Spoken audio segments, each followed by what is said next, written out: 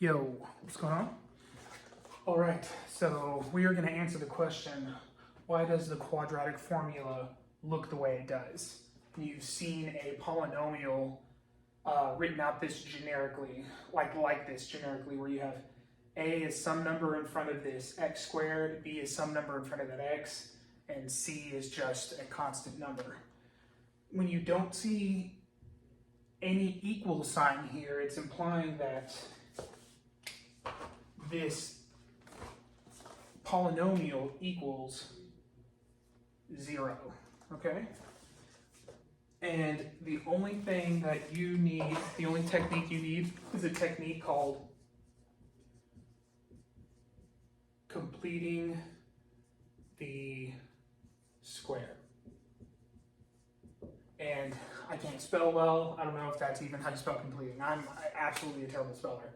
Anyway, so to complete the square, we can't have any coefficient in front of this x. So we have to divide everything off. We have to divide a off of everything to get nothing in front of that x value. So that cancels out, and we have x squared plus bax plus c equals 0. Let's see, c over a, sorry. C over a equals 0. All right? Now, when you complete the square, we are going to kind of scoot this over, x squared, b over a. And don't let this confuse. This b over a is just some number, right? And we're going to be adding something right here, and I'm just scooting this guy over, c over a, right? All I did was just kind of make a little space. So this is how you complete the square. So when you complete the square, you divide this thing by 2, which means that you have this, let me do it over here on the side. So if you have b over a, and we're dividing it by 2, this complex fraction, right? Which you can say, you can multiply this by 1 over 2, right? And you can multiply this whole thing by 1 over 2, right? Because we're dividing this in half. So if we do that, we end up getting a b over 2a. That's what we get. And then with this technique of completing the square, we now square this number, and then we're going to add it here, and we're going to subtract it here. So I'll explain this. So b squared is b squared. 2 squared is 4, and then a squared is a squared. So that's actually what we're going to put in here. So we're going to add a b squared over 4 and an a squared. That's what we add here.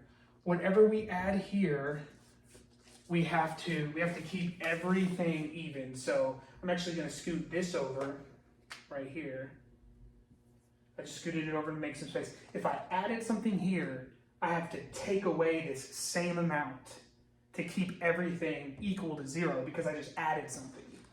So I'm going to subtract b squared, I know my b's look like 6's, b squared over 4a squared, like that. Because I added one, I'm taking one away. So if we added those two together, we'd just be right back here. We're in the same place. Okay, awesome. So we have this, and now whenever you complete the square, this allows you, like the whole point is completing the square, this allows you to condense this into a perfect square. So what that means is we have our first value not squared, and then the value that we got before we squared it goes right here. So we have plus b over 2a, and then that whole thing is squared. So this becomes this, and all we have to do is verify. If we have 2 of these, I'd say x and x make x squared. Then I would have a, let's take my word for it for a second, and then I'll work it out. Actually, no, let's do it right here. Sorry, let's do it like that. So like over here on the side, if I take x plus b over 2a, and I have 2 of these guys, I say b over 2a. If I multiply these together, I should get this. So we go x and x gives me x squared. If I say x and this, I get b over 2ax.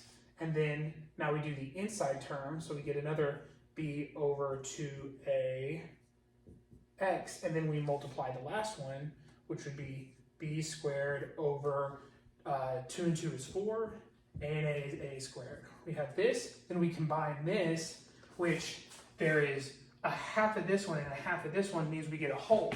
So we end up having x squared plus b over a, because we have a whole amount of those now, right? X plus b squared over 4a squared. And if you look over here, that's in fact what we get. So this is what completing the square is. So you can rewrite this as this, right? So awesome. So we've got that. And now we have this little problem right here. And we're going to turn this into a common denominator, okay? So if I have a 4a squared here, and I have an a here, I just need to add a 4, or multiply, I mean to say, we need to multiply a 4 and an a to the top and the bottom. So if I said 4a over 4a, the same thing over itself is just 1. I'm just multiplying by 1, so it changes nothing in the equation. We're still equaling 0. But now I can combine this right here. So now this becomes a 4ac, let me make the a's and c's the same, ac minus this b squared, because we didn't change anything on this, and now we have that, and then a and a is squared, and we have the 4, so we can combine this fraction. We have 4a squared, like this, equaling 0. Cool, we've got this, nice. All right, so we get rid of this. And now what we're gonna do is, the whole thing is we're solving for x. We're trying to find out what x equals.